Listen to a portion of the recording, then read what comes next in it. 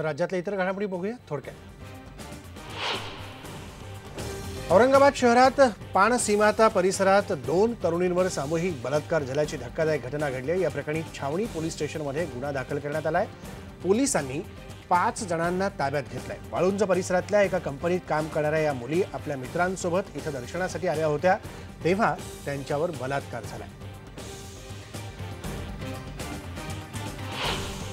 2 सज्ञान मुलीवरती 5 आरोपींनी गँगरेप केल्याची घटना घडलेली आहे। त्याच्यामध्ये मुलीची फिर्याद घेऊन छावणी पोलीस स्टेशनला गुन्हा दाखल केलेला आहे आणि याच्यामध्ये 5 आरोपी पोलिसांनी प्रयत्न करून अटक केलेले आहेत। माणुसकीला काळीमा फासणारी घटना सांगली जिल्ह्यातल्या मिरज इथं घडली आहे। शेजारच्या तरुणीबरोबर बोलत उभा राहिला म्हणून एका तरुणाला चौघांनी बेदम मारहाण केली आहे। त्याचं मुंडन करून मार्केट परिसरात त्याची धिंड काढण्यात आली।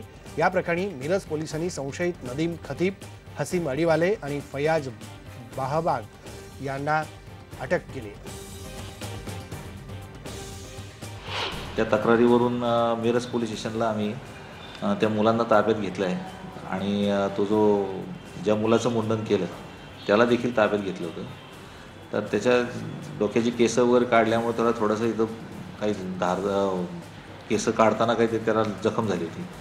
तर त्या अनुषंगाने आम्ही इथं त्या मुलाची तक्रार घेऊन गुन्हा दाखल केलेला आहे आणि ज्या मुलांनी ते हे कृत्य केलं आहे त्याला नेऊन मुंडन केलेलं त्या सर्व मुलांना ताब्यात, त्यातल्या आरोपींना ताब्यात घेऊन त्यांच्यावर कारवाई केली आहे। पुण्यातली बालग्राम संस्था बंद करण्याच्या निर्णयाविरोधात माजी विद्यार्थ्यांनी सुरू केलेल्या आमरण उपोषणाचा आज 4था दिवस आहे। उपोषण करणाऱ्या 2 मुलांची प्रकृती खालावली आहे। त्यांना ससून हॉस्पिटलमध्ये उपचारासाठी हलवण्यात आलं आहे, पण प्रशासनानं मात्र अजून दखल घेतली नाहीये।